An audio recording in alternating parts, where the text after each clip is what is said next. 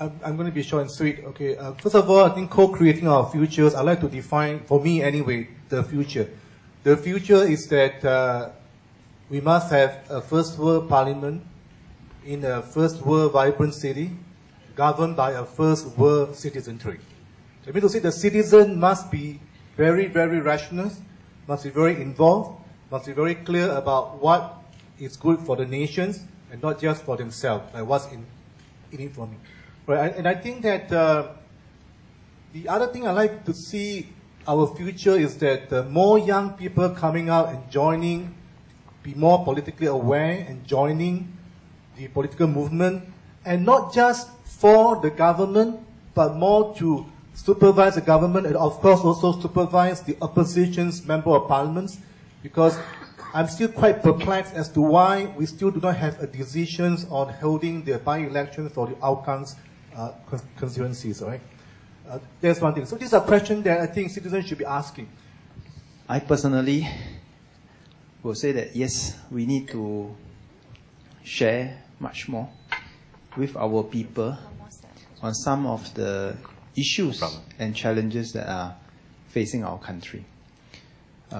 As some of you may know, personally, I have started a series in Buona Vista myself every month, to discuss issues, national issues, with our young people, the young at heart. Anybody who is passionate can come. Why? Why did I do that? Many people say it's a very painful exercise. Many people say it takes a lot of time and so on and so forth. To me, political awareness is not just about participating in rallies during elections and so forth. More importantly, we need to share with our own people what are the circumstances that are defining the choices that we have. What are the trade-offs that we have? Now, very often, each and every one of us will have our favorite causes to push and champion, and each and every one of them by itself would probably be correct and worthy of support. But in a complex society like ours, we need to know what are the tensions and the trade-offs within our own society. How do we reconcile all this to come to a solution that all of us, or at least the majority of us, can identify with, to forge a consensus to go forward together. Now, that is difficult. Another part that is difficult is that sometimes when we are very successful, and we believe that we are very successful, we get very wrapped up in our own rhetoric, and sometimes we forget what are the larger forces in the world that are shaping our destiny. All these, to me, are important things to share with our people and share with our young, and we need to do much, much more of this.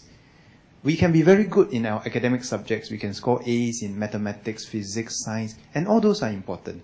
But beyond all those, we also need a sense of what defines us as a people, what defines our options.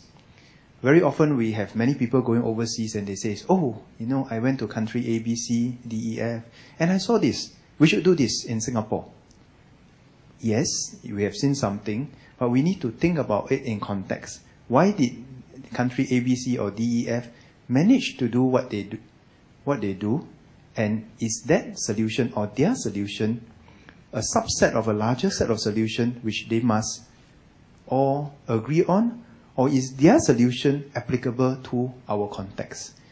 This, to me, is very important. Otherwise, we will go around trying to cherry pick other people's what is seemingly good policies without understanding the context which they are applicable or not applicable. So to me, my own personal aim is, regardless of political affiliation, we are all Singaporeans.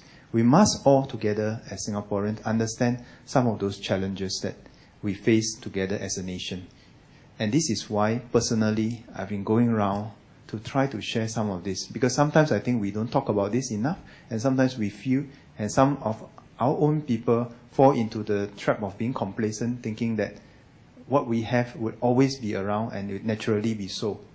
This is very dangerous for us because we are really a little red dot. And I learned this hard lesson when I was in Indonesia. I was sent to Indonesia after the fall of Suharto during a very tumultuous time. The country was in chaos, a lot of troubles. But despite all that, I mean, they are a big country. They have a lot of buffer. They have a lot of resources. They can easily master 3-4% growth with or without an effective government, effortlessly. So, but then I reflect, and even at that point in time, when I talked to many of them, they were like, "Oh, Singapore, where's Singapore? You know, what can Singapore offer me?" You know, the conversation is very different. Once we go outside the world, we realize how small we are. And because we are small, there are certain forces that we just have to live with. We can't change the world. We have to catch the wind and ride the waves and try to go forward in this. This is one part, I think, this part of, whether you call it political awareness or our national consciousness, I think this part we need to do much, much more to inculcate in our, to share with our future generation.